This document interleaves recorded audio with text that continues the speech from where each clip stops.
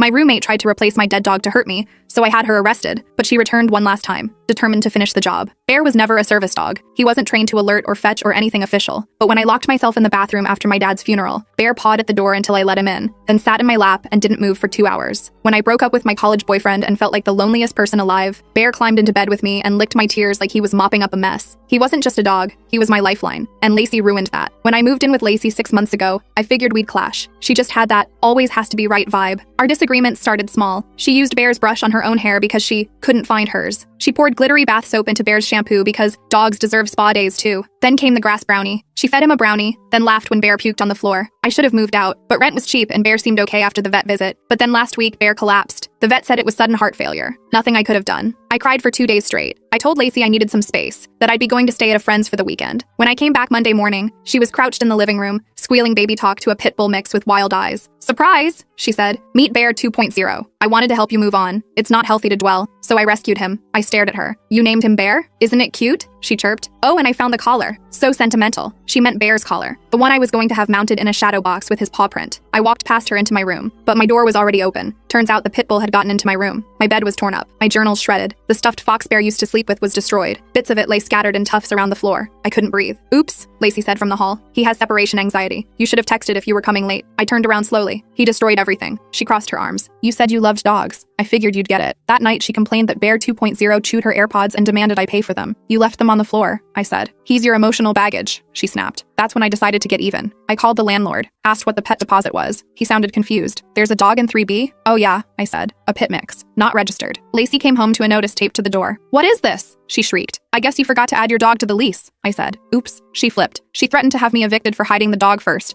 and told the landlord I was emotionally unstable, and that the new dog was her support animal. But when he asked for documentation, she sent in a screenshot of a BuzzFeed quiz titled, "Which therapy dog are you?" He gave her 72 hours to rehome the dog or move out. She screamed at me for hours, claimed I was obsessed with grief and needed help. "You couldn't handle one bad day without that stupid mutt." "You're right," I said. "That's why I had him, to help me get through people like you." She packed up, said she'd be staying with a friend who actually understood dogs. Before she left, she filed a fake noise complaint and texted me, "Don't worry, karma's coming." 2 days later, I got a message from our landlord saying someone reported me for hoarding animals. Animal control showed up the next day, but found nothing but Bear's urn and a clean apartment. "You must have ticked someone off," the officer said. She closed her notebook with a snap and gave me a sympathetic look. "This happens sometimes during roommate disputes or bad breakups. Someone calls in a false report out of spite." I nodded, relief washing over me. "My roommate just moved out. It wasn't exactly amicable." "Well, your place is spotless. I'll file my report showing no violations." She paused at the door. "I'm sorry about your dog. Losing them is never easy." I spent the next few days in a strange limbo. On one hand, I felt vindicated knowing Lacey had faced consequences for her actions. On the other, I couldn't shake the anxiety that lingered in the corners of my apartment. Every time my phone buzzed, I jumped. Every sound at the door sent my heart racing. I'd blocked Lacey's number, but that didn't stop her from finding ways to reach me. First came the emails from throwaway accounts. The messages appeared in my inbox at odd hours, each from a different address but unmistakably from her. "You think this is over? I'm just getting started. Hope you're enjoying the peace while it lasts." Then came the 1-star reviews on my freelance design profile, all posted within minutes of each other. The notifications popped up on my phone in rapid succession, each one a small stab to my professional reputation. Unprofessional, flaky, doesn't deliver what was promised. I knew it was her. The timing was too perfect, and she knew how much I relied on those gigs to supplement my income. The reviews were vague enough that they could apply to anyone, but specific enough to sound legitimate to potential clients. I deleted the emails, reported the fake reviews, tried to move on with my life, but the weight of her threats hung over me like a storm cloud. I found myself checking the locks twice before bed, jumping at unexpected sounds, scanning crowds for her face when I ventured outside. A week later, I received a text from an unknown number. My finger hovered over the delete button, assuming it was another message from Lacey, but the preview caught my eye. "Hi, this is Marcus Henderson. Tina gave me your number. We wanted to invite you over for dinner this weekend. As a thank you for helping us get Rusty back. No pressure, but the offer's open." I stared at the message for a long time, confusion washing over me. Who was Marcus Henderson? Who was Tina? And who was Rusty? I had no idea what this person was talking about, but something about the message seemed genuine, not like Lacey's threatening notes. After hesitating, I replied cautiously, "I think you might have the wrong number. I don't know anyone named Rusty." The response came quickly. "Oh, I'm so sorry. Aren't you the person who reported Lacey Romano for having a stolen dog? The pit mix?" My blood ran cold. Bear 2.0 was stolen? I typed back with shaking fingers. "I did report her for having an unauthorized dog in our apartment, but I didn't know he was stolen. He's our family dog, Rusty. She took him from our yard 3 weeks ago. The police returned him to us yesterday after your landlord called it in. We're so grateful." Part of me wanted to decline, to stay hidden away in my apartment until this whole nightmare was over. But another part, a stronger part, Was tired of letting fear dictate my life. I'd like that, I texted back. Thank you. The Hendersons lived in a modest house with a large fenced backyard. The lawn was neatly trimmed, with colorful flower beds lining the walkway to the front door. A child's bicycle lay on its side near the porch, and wind chimes tinkled softly in the gentle breeze. It looked like a happy home, the kind of place where a family dog would be loved and cherished. When I arrived Saturday evening, Rusty greeted me at the door with enthusiastic barks and a wagging tail. His whole body wiggled with excitement as he sniffed my hands and clothes, probably detecting Bear's lingering scent. His eyes were no longer wild and anxious. Instead, they were bright and alert, full of the confidence of a dog who knows he's home. He remembers you, Tina said, smiling as Rusty sniffed my hands, his tail thumping against the doorframe. She was a petite woman with curly brown hair and laugh lines around her eyes. Dogs have amazing memories for people who've been kind to them. I knelt down to pet him, feeling a bittersweet pang. He wasn't Bear, but there was something healing about seeing him where he belonged. His coat was shiny and well-groomed, not matted and dirty as it had been when Lacey had him. He leaned into my touch, his solid warmth against my hand both familiar and strange. The Hendersons' 2 kids, Emma and Noah, showed me Rusty's toys, his bed, the special spot in the yard where he liked to dig. Emma, about 8, proudly demonstrated how Rusty could high-five, while Noah, a few years younger, giggled as the dog licked his face. Their easy affection for the dog made me realize how right it had been to help reunite them, even if I'd done so unknowingly. He was so sad when he first came back, Emma confided as we sat on the porch steps watching Rusty chase a tennis ball across the yard. He wouldn't eat his favorite treats or anything, but now he's happy again, Noah added, his small hand patting my arm reassuringly, just like you'll be happy again someday. Over dinner, Marcus updated me on the case against Lacey. He was a broad-shouldered man with kind eyes and a calm demeanor that suggested he dealt with crises professionally. The prosecutor says it's pretty straightforward. They have the security footage of her taking Rusty, plus she admitted it to the police when they came to get him. He passed me a basket of warm rolls, the buttery smell making my stomach growl despite my anxiety. What will happen to her? I asked, pushing food around my plate, the pasta suddenly tasteless in my mouth. The thought of Lacey facing legal consequences brought a complicated mix of satisfaction and dread. Probably probation, community service, maybe a fine. Since it's her first offense and Rusty wasn't harmed, Marcus shrugged, his fork pausing midway to his mouth. The important thing is she won't be able to do this to anyone else. I nodded, but couldn't shake the feeling that Lacey wouldn't go down without a fight, and that fight would be directed at me. The pasta in my mouth turned to ash, and I had to force myself to swallow. When I got home that night, I found my apartment door slightly ajar. My blood ran cold. I was certain I'd locked it before leaving. The deadbolt had been engaged, the handle secured. I backed away, fumbling for my phone to call the police, when Mrs. Schneider from across the hall opened her door. She was in her 70s, with silver hair always perfectly styled and a collection of cardigan sweaters for every occasion. Tonight's was pale blue with pearl buttons. Oh, there you are, dear. I was worried when I saw your door open. The maintenance man came by to fix that leaky faucet you reported. He must have forgotten to pull it shut all the way when he left. Her voice was cheerful, but her eyes held concern as she took in my pale face. Relief flooded through me. Thank you, Mrs. Schneider. I didn't realize he was coming today. She smiled kindly, the wrinkles around her eyes deepening. No problem. You seem jumpy lately. Everything okay? I forced a smile. Just tired. Work's been busy. Inside my apartment, everything looked normal. The living room was undisturbed, my laptop still on the coffee table where I'd left it. The kitchen was tidy, dishes drying in the rack. The faucet was indeed fixed, no longer dripping with that rhythmic plink that had been driving me crazy for weeks. But something felt off. I couldn't put my finger on it until I went to make tea and found my mugs rearranged in the cabinet. Not dramatically, just enough that I noticed. The blue one was now in front of the green, the handle facing the wrong direction. My favorite mug with the cat pattern was pushed to the back when I always kept it at the front. Then I saw that Bear's urn had been moved slightly on the bookshelf. The ceramic container had been shifted about an inch to the left, no longer perfectly centered between my college textbooks and the framed photo of Bear and me at the park. The picture frame next to it was turned at a different angle, the image of Bear playing in snow now tilted slightly downward. Someone had been in my apartment touching my things, and it wasn't the maintenance man. The realization sent ice through my veins, my skin prickling with goosebumps despite the warm apartment. I called the landlord immediately, my heart hammering. Did you send someone to fix my faucet today? No, he said, sounding confused. You didn't report a leaky faucet. My hands started shaking. Someone was in my apartment. They told my neighbor they were maintenance. The landlord swore. I'll be right over. Don't touch anything. He arrived 20 minutes later with the actual maintenance man, Dale. Dale was in his 50s, with calloused hands and a tool belt that had seen better days. They checked the apartment thoroughly while I stood in the hallway, hugging myself, the chill of fear seeping into my bones. Nothing seems to be missing, the landlord said when they finished. His brow was furrowed with concern, his phone already in hand to call the police. But someone definitely picked the lock. We'll change it right now, and I'll review the building's security footage. Dale installed a new deadbolt, stronger than the previous one. The sound of his drill was oddly comforting, concrete action being taken to protect me. The landlord promised to call me once he'd checked the cameras. That night, I pushed my dresser in front of the door and slept with my phone in my hand, ready to call 911. Every creak of the building settling made me jolt awake, heart racing. The shadows in my room seemed deeper, more threatening. I left the bathroom light on. The door cracked just enough to provide a reassuring glow. The landlord called the next morning. I checked the footage. A woman entered the building around 3 p.m., buzzed several apartments until someone let her in. She was wearing a baseball cap and sunglasses, but he hesitated, his voice crackling slightly over the phone. It looked like your former roommate. My stomach clenched, a cold knot of fear tightening. Did you call the police? I did. They're sending someone over to take a statement and look at the footage. They said since nothing was stolen, it might be hard to prove criminal intent,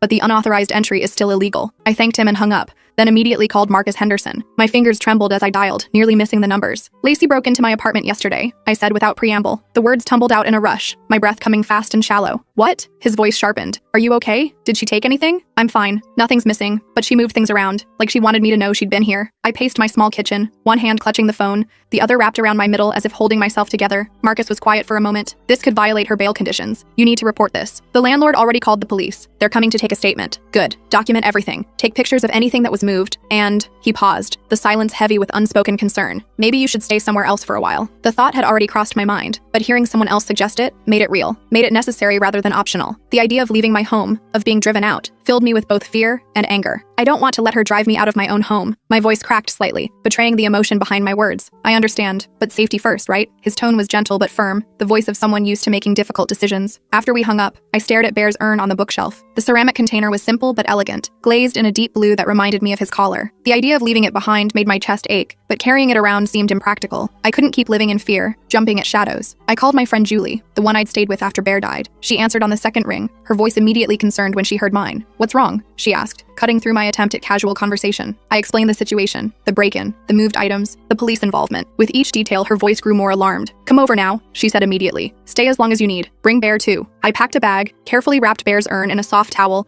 and placed it in my backpack. The ceramic container felt heavier than usual, as if weighted with all my grief and fear. I double-checked the new locks, made sure all windows were secured, and took one last look around my apartment before leaving. As I was leaving, my phone buzzed with a text from an unknown number. The notification preview showed just enough to make my blood run cold. Nice visit with the Hendersons? Bet Rusty doesn't even remember you. Dogs are so fickle, like people. How did Lacey know I'd visited the Hendersons? Had she been watching their house? Watching me? The thought made my skin crawl, goosebumps rising on my arms despite the warm spring day. I looked around the street nervously as I walked to my car, half expecting to see her lurking in the shadows. I took a screenshot of the message and forwarded it to Marcus, then deleted the original and blocked the number. My hands shook as I started my car, checking the back seat twice before pulling away from the curb. Julie lived in a secure building with a doorman. The lobby was marble and glass, impersonal but reassuring in its solidity. Hector, the doorman, was a former military man with broad shoulders and alert eyes that missed nothing. He checked my ID carefully before allowing me upstairs, even though Julie had called down to approve my arrival. The moment I stepped into her apartment, some of the tension left my shoulders. Her place was the opposite of mine. Colorful throw pillows scattered across a plush couch, art prints covering nearly every wall, plants thriving on every available surface. It smelled of cinnamon and coffee, warm and inviting. Her cat, Mochi, regarded me suspiciously from the couch, his orange tail twitching slightly. His green eyes followed my movements as I set down my bags, clearly unimpressed with this invasion of his territory. You look terrible, Julie said, taking my bag. Her blunt honesty was one of the things I loved about her. No sugarcoating, just straight truth delivered with compassion. When's the last time you slept properly? Before Bear died, I admitted. The dark circles under my eyes had become so normal I barely noticed them anymore. She squeezed my arm. Well, you're safe here. No one gets in without going through Hector downstairs,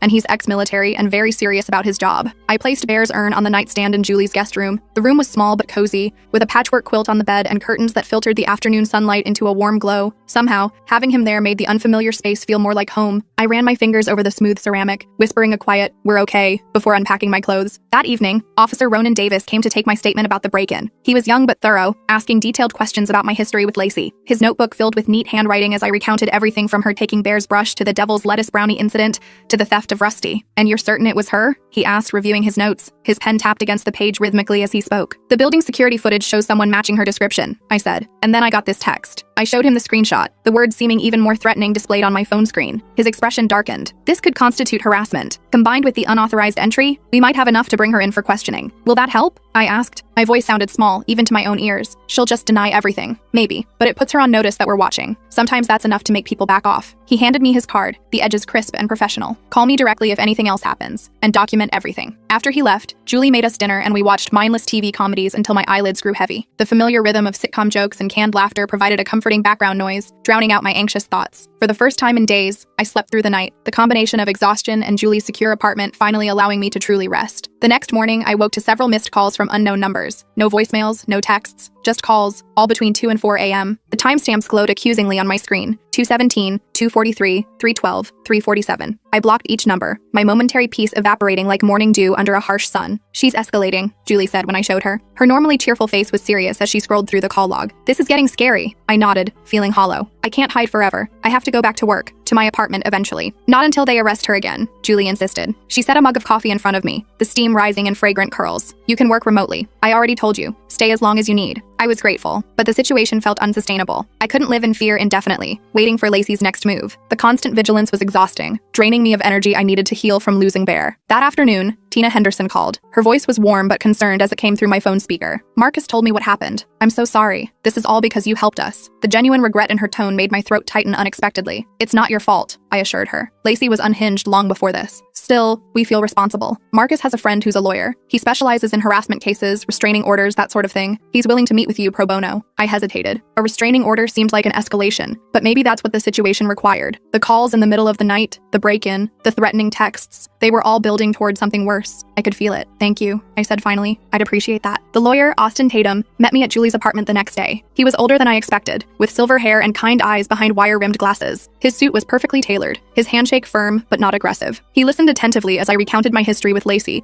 taking occasional notes on a leather-bound notepad. Based on what you've told me, we have grounds for a temporary restraining order, he said after hearing my story. The break-in, the threatening texts, the harassment calls. It won't stop her if she's determined, but it gives the police more options if she violates it. How long does it take? I asked. I twisted my hands in my lap, the skin around my nails raw from nervous picking. We can file today. There's usually a hearing within 10 days, but given the circumstances, I might be able to get an emergency order sooner. He closed his notepad with a decisive snap. The judge I have in mind takes stalking and harassment very seriously. I nodded, feeling a mix of relief and apprehension. Let's do it. Austin helped me fill out the paperwork, detailing every interaction with Lacey since Bear's death. The forms were cold and clinical, reducing the emotional trauma to checkboxes and brief descriptions. Seeing it all laid out chronologically made me realize how quickly things had escalated, from thoughtless cruelty to active malice in just a few weeks. What happens at the hearing? I asked as he gathered the forms. The stack of papers seemed inadequate to capture the fear I'd been living with. You'll testify about why you need protection. Lacey will have a chance to respond. The judge will decide whether to grant a permanent order. He adjusted his glasses, pushing them higher on his nose. It can be intimidating, but I'll be with you the whole time. After Austin left, I felt drained but slightly more hopeful. Having a plan, taking action, it helped combat the helplessness I'd been feeling. Julie made tea, the familiar ritual soothing as we sat at her kitchen table. That night, Julie and I were watching a movie when my phone buzzed with an email notification. The sender was Bear Lover, with a string of numbers. The subject line, missing something? Against my better judgment, I opened it. There was no message, just an image attachment. When I tapped it, my breath caught. It was a picture of Bear's collar, the one Lacey had taken, laid out on what looked like a cutting board, next to a large kitchen knife. The blue nylon was unmistakable, the silver tag catching the light. The knife beside it was positioned deliberately, its blade gleaming menacingly. I showed Julie, my hands shaking so badly I nearly dropped the phone. The color drained from her face as she looked at the image. That's it, she said, grabbing her phone. I'm calling Officer Davis right now. While she spoke to the police, I forwarded the email to Austin with a brief explanation. He responded almost immediately. This strengthens our case. Don't delete anything. Officer Davis arrived within the hour, his expression grim as he viewed the email. The image looked even more threatening displayed on his tablet, the knife blade catching the light in a way that emphasized its sharpness. I thought Bear's collar was in evidence, I said, my voice small. I hugged myself tightly, trying to stop the trembling that had taken over my body. It should be, he said, frowning. When we recovered Rusty, we collected the collar as evidence of theft. I'll check with the department. In the meantime, this is a clear threat. We're going to try to trace the email account. After he left, I sat on Julie's couch, staring at nothing. The image of Bear's collar next to that knife kept flashing in my mind. What was Lacey planning? What else was she capable of? The questions circled endlessly,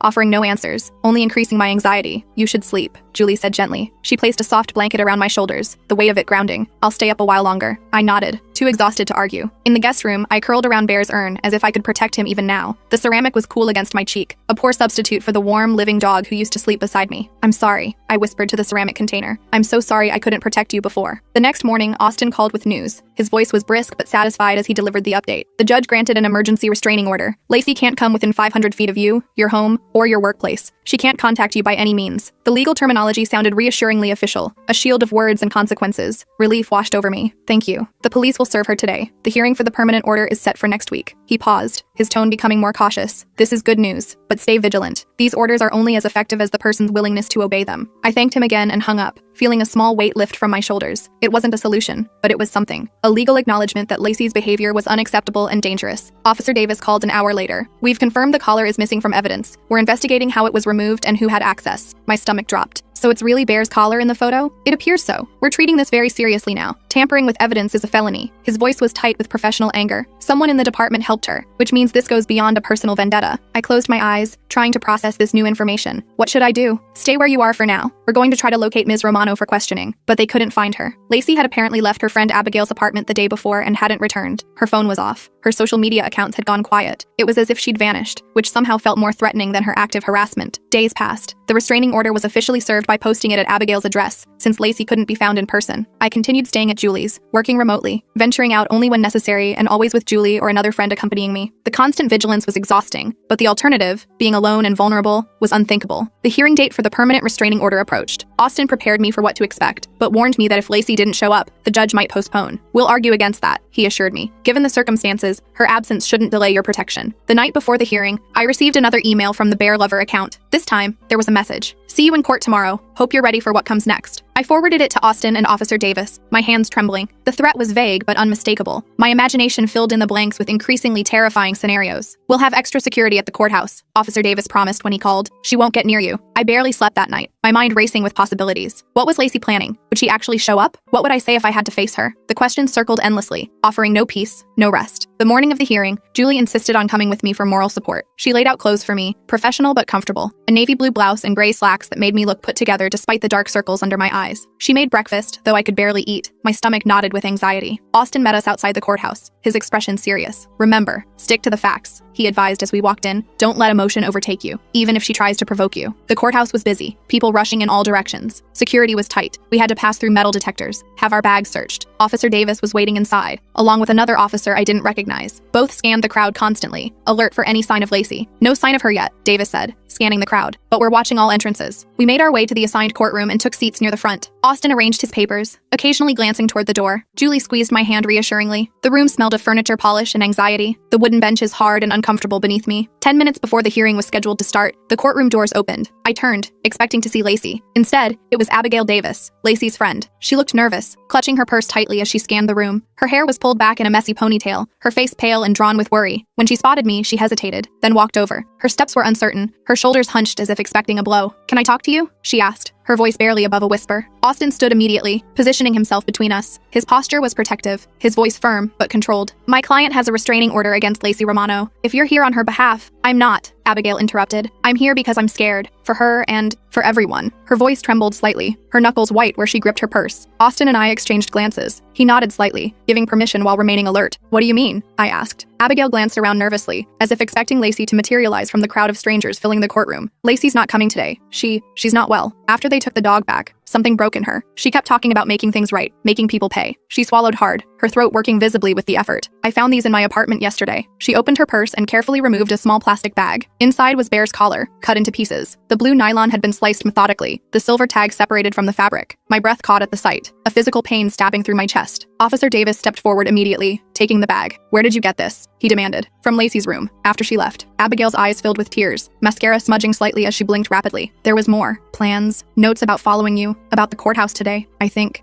she was going to hurt you." The room seemed to tilt. Julie grabbed my arm to steady me, her fingers digging into my skin. The background noise of the courtroom faded to a dull roar in my ears. "Where is she now?" Austin asked sharply. "I don't know. She left yesterday and didn't come back. I called her parents, but they haven't heard from her either." Abigail wiped her eyes with the back of her hand, smearing her makeup further. "I should have said something sooner. I just didn't want to believe she'd actually do anything. But then I found the collar, and those notes." Officer Davis pulled out his phone, stepping away to make a call. His voice was low and urgent as he spoke to someone at the station. Austin guided me and Abigail to sit down, his manner calm despite the tension radiating from him. "Tell us everything," he said. "Start from the beginning." Abigail's story poured out in a rush. How Lacey had shown up at her door with Rusty/Bear 2.0, claiming she'd rescued him from an abusive home. How devastated she'd been when the police came to take him. How her anger had gradually twisted into obsession. "She kept saying you ruined her life," Abigail told me, "that you turned everyone against her. She somehow got that collar from the police station. I don't know how. She said it was the first step in making things even." My skin crawled. All this time I'd been afraid of Lacey's harassment, her petty revenge. I hadn't considered she might be capable of real violence. The realization sent a chill through me, goosebumps rising on my arms despite the warmth of the crowded courtroom. Officer Davis returned, his expression grim. "We're putting out an alert for Ms. Romano. Ms. Davis, we'll need you to come to the station to make a formal statement." The judge entered the courtroom then, and Austin quickly explained the situation. The judge's expression grew increasingly concerned as Austin outlined the evidence of Lacey's escalating behavior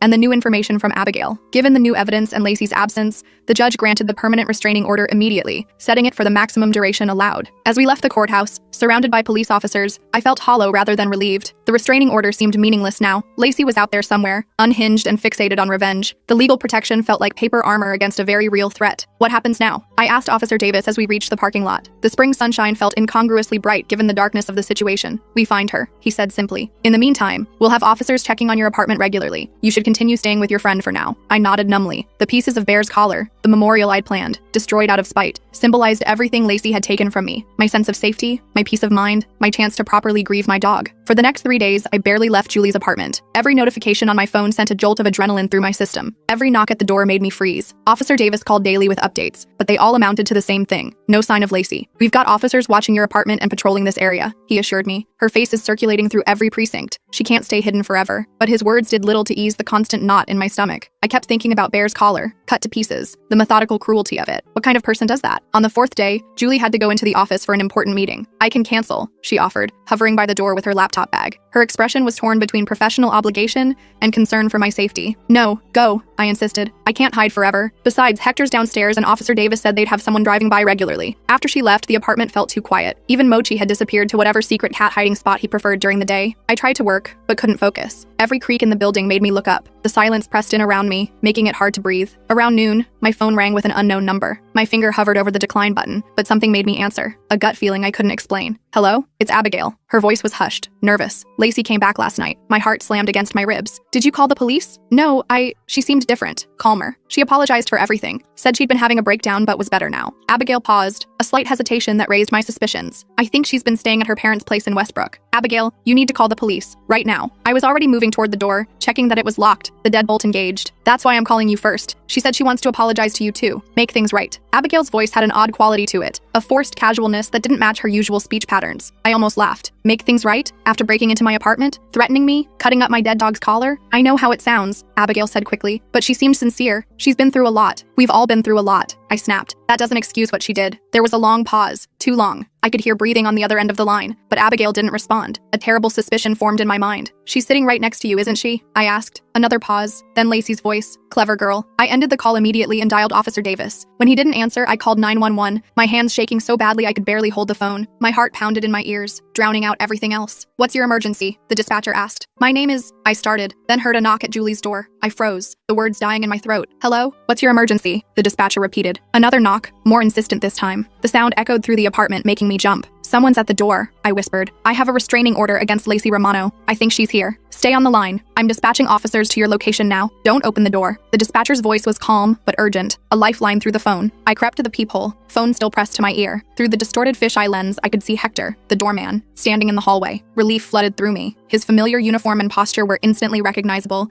though something about his stance seemed off. It's just the doorman, I told the dispatcher. Miss? Hector called through the door. There's a package for you downstairs. Needs a signature. Something felt off. Hector never delivered packages himself. Residents had to go down to the lobby to collect them, and his voice sounded strained, not his usual cheerful tone. Sir, I called through the door. Can you leave it at the desk? I'll come down later. I'm afraid not. Courier's waiting. Says it's urgent. There was a slight tremor in his voice that raised alarm bells in my mind. The dispatcher's voice came through my phone. Ma'am, do not open that door. Officers are 3 minutes out. I backed away from the door, heart pounding. Hector, I'm not feeling well. Please tell them to leave it. A moment of silence. Then, a different voice. Lacey's voice. Open the door, or I swear to God I'll hurt him worse than I already have. My blood turned to ice. What did you do to him? Nothing permanent. Yet. But that could change real quick. The threat in her voice was unmistakable, cold and calculating. I looked around frantically for a weapon. Anything I could use to defend myself. The best I could find was a heavy ceramic lamp. I unplugged it, gripping the base tightly, the weight of it reassuring in my hands. Officers are 1 minute away, the dispatcher said in my ear. Stay on the line. I have Bear's ashes, I called through the door, trying to buy time. If you hurt Hector, I'll flush them down the toilet. A pause, then a thud against the door, like someone had kicked it. The wood vibrated with the impact, the frame creaking ominously. You're lying, Lacey hissed. You wouldn't do that to your precious mutt. Try me, I said, my voice steadier than I felt. You've already destroyed everything else. What's left to lose? Another thud against the door. The wood splintered slightly around the deadbolt. One more good kick and it would give way. I gripped the lamp tighter, backing toward the kitchen where there were knives. My palms were slick with sweat, making the ceramic base slippery in my grasp. Through the phone, I could hear the dispatcher saying something about staying calm. That help was almost there. The words barely registered through the roaring in my ears. The door shuddered with another impact. The frame cracked. One more kick and, suddenly there were shouts in the hallway. The sound of running feet, a woman's scream, Lacey's scream, and a man's voice ordering someone to get down on the ground. There was a thud, then the sound of a struggle, more shouting. I stayed frozen in place, lamp still clutched in my hands, until there was a gentle knock at the damaged door. Police, a woman's voice called. Are you all right in there? I lowered the lamp with trembling hands. Yes, I managed to say, though my voice cracked. When I opened the door, 2 officers stood in the hallway. Behind them, Lacey was face down on the floor, hands cuffed behind her back, a female officer kneeling on her back. Her face was pressed against the carpet, but I could see her eyes, wild with rage, fixed on me with an intensity that made my skin crawl. Hector sat against the wall, holding a bloody cloth to his head. His uniform shirt was torn, a bruise forming on his cheek. Despite his injuries, he gave me a reassuring nod. "Are you hurt?" one of the officers asked me. I shook my head, unable to take my eyes off Lacey. She turned her face toward me, her expression a mixture of rage and something else. Desperation maybe. Madness, certainly. "This isn't over," she spat. "You think you've won? You haven't." The officer hauling her to her feet cut her off. "That's enough. You've got a lot more to worry about now than your grudge." As they led her away, I rushed to Hector. "I'm so sorry," I said, kneeling beside him. "Are you okay?" He managed a weak smile. "She caught me by surprise, hit me with something when I was checking the mail. I'll be fine." The paramedics arrived a few minutes later, followed by Julie, who'd been called by the building management. She hugged me so tightly I could barely breathe, her familiar perfume enveloping me in a cloud of comfort. "Thank God you're okay," she whispered. When they called me, I thought, "I'm fine," I assured her, though my hands wouldn't stop shaking. They got her. At the police station, I gave my statement while Julie sat beside me, her steady presence keeping me grounded. The interview room was small and sterile, the fluorescent lights harsh overhead. I recounted everything: the phone call from Abigail, Lacey's voice, the threats against Hector. Officer Davis looked grimmer than I'd ever seen him. "She'll be charged with multiple felonies," he told me. "Assault, breaking and entering, violating the restraining order, tampering with evidence. With her history of escalation, I don't think any judge will grant bail this time." I nodded, feeling hollow rather than relieved. The adrenaline was wearing off, leaving me exhausted and shaky. "What about Hector?" "6 stitches, mild concussion. He'll recover." Davis hesitated, tapping his pen against his notepad. "There's something else. When we searched her, we found this." He placed an evidence bag on the table. Inside was a small key, unremarkable except for the orange plastic tag attached to it. "It's for a storage unit," Davis explained. "We got a warrant and searched it this afternoon. Found quite a collection. Journals detailing her plans, photos of you, surveillance notes, and this." He slid another evidence bag across the table. Inside was a small plastic container. It took me a moment to recognize what I was seeing. Bear's paw print, the one the vet had made after he died, that I'd planned to mount with his collar. The clay impression of his paw was intact, though the container had been opened. "How did she get this?" I asked, my voice barely audible. I reached toward the bag, then pulled my hand back, afraid to touch it. "We're still investigating, but it seems she's been collecting trophies, things connected to you and your dog." Davis's expression was professionally neutral, but I could see the concern in his eyes. I stared at the paw print, tears blurring my vision. I'd thought it was lost forever, like the collar. "Can I have it back?" I asked. "Once the case is processed, yes. Both this and what's left of the collar." Davis's expression softened. "I'm sorry about all of this, but it's over now. She's going to be away for a long time." I wanted to believe him, but part of me still felt like I was waiting for the other shoe to drop. Like Lacey might somehow find a way to reach me, even from jail. The fear had become so constant that I couldn't imagine life without it. That night, back at Julie's apartment, with the door repaired and extra security installed, I couldn't sleep.